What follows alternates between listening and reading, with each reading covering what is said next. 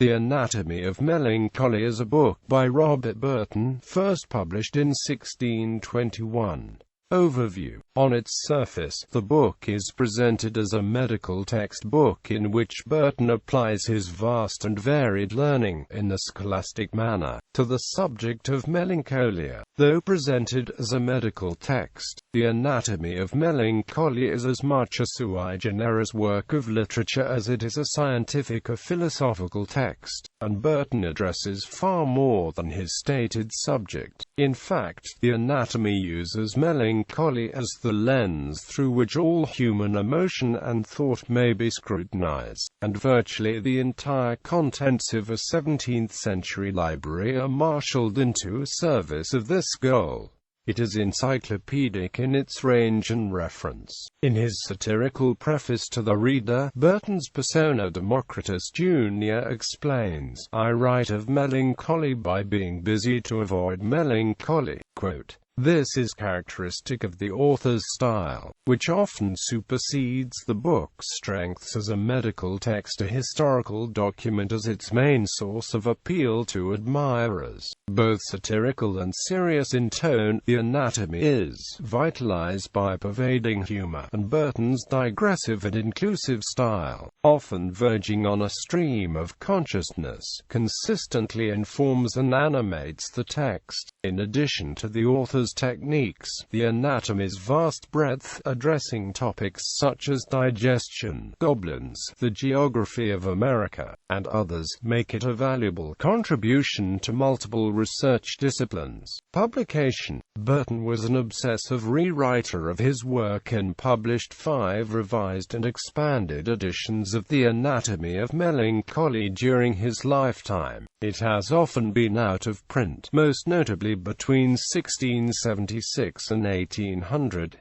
Because no original manuscript of The Anatomy has survived, later reprints have drawn more or less faithfully from the editions published during Burton's life. Early editions are now in the public domain, with several available in their entirety from a number of online sources such as Project Gutenberg. In recent years, increased interest in the book, combined with its status as a public domain work, has resulted in a number of new print editions. Most recently a 2001 reprinting of the 1932 edition by the New York Review of Books under its NYRB Classics imprint. Synopsis. Burton defined his subject as follows: melancholy, the subject of our present discourse, is either in disposition or in habit. Indisposition is that transitory melancholy which goes and comes upon every small occasion of sorrow, need, sickness, trouble, fear, grief, passion, or perturbation of the mind, any manner of care, discontent, or thought which causes anguish, dullness, heaviness and vexation of spirit, any ways opposite to pleasure, mirth, joy, delight, causing forwardness in us, or a dislike, in which equivocal and improper sense we call him melancholy, that is dull, sad, sour, lumpish, ill-disposed, solitary, any way moved, or displeased. And from these melancholy dispositions no man living is free, no stoic, none so wise, none so happy, none so patient, so generous, so godly, so divine, that can vindicate himself, so well composed, but more or less, sometime or other, he feels the smart of it. Melancholy in this sense is the character of mortality. This melancholy of which we are to treat is a habit of serious ailment, of settled humor, as Aurelianus and others call it, not errant, but fixed, and as it was long increasing, so, now being grown to a habit, it will hardly be removed. In attacking his stated subject, Burton drew from nearly every science of his day, including psychology and physiology, but also astronomy, meteorology and theology, and even astrology and demonology. Much of the book consists of quotations from various ancient and medieval medical authorities beginning with Hippocrates, Aristotle, and Galen. Hence the anatomy is filled with more or less pertinent references to the works of others. A competent Latinist, Burton also included a great deal of Latin poetry in the anatomy, and many of his inclusions from ancient sources are left untranslated in the text. The Anatomy of Melancholy is an especially lengthy book,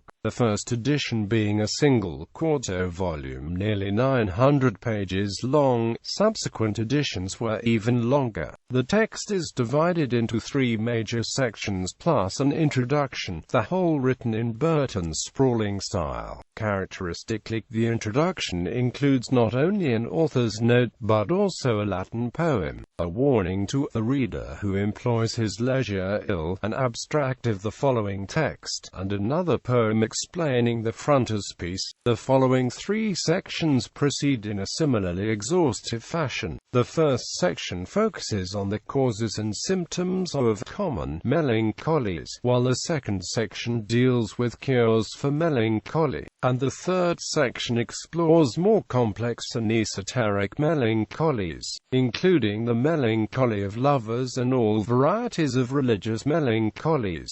The anatomy concludes with an extensive index. Most modern editions include many explanatory notes and translate most of the Latin.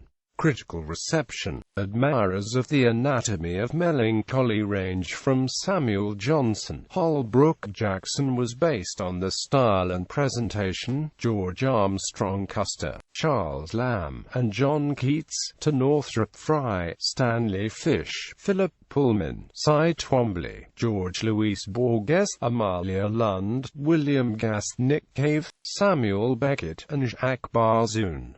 According to The Guardian literary critic Nick Lizard, the anatomy survives among the cognoscenti. Washington Irving uses a quote from the book on the title page of the sketchbook. Burton's solemn tone and his endeavor to prove indisputable facts by weighty quotations were ridiculed by Lawrence Sterne in Tristram Shandy. Sterne also mocked Burton's divisions in the titles of his chapters, and parodied his grave and sober account of Cicero's grief for the death of his daughter Tullia.